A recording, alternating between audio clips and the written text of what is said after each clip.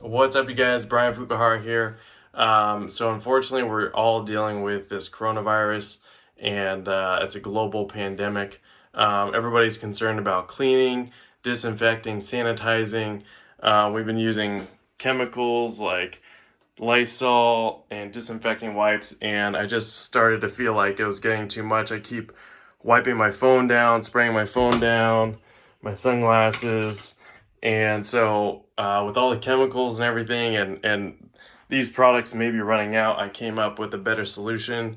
I'm going to be using a UVC light or ultraviolet light to sanitize and disinfect my phone or what other personal items I have. I went on Amazon and I bought this UVC. It's actually an aquarium light and pump, and it comes with a bulb, but you can buy replacement bulbs. It was about $60. So the ultraviolet light unfortunately you can't really stare at it directly.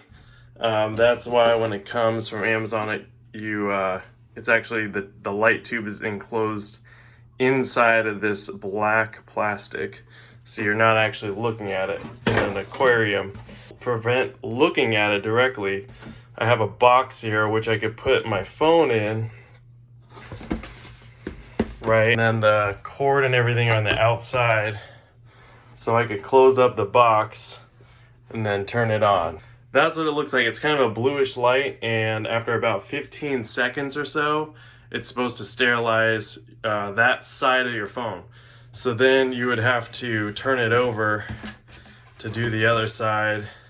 Word of caution, it might give off ozone. I haven't done too much research on this, but you might actually have to air out the area. It might create harmful gas.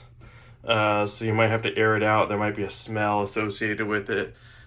So anyway, I would close this up and then turn on the light 15 seconds, turn over the phone, turn it on again, and then your phone is essentially sterilized.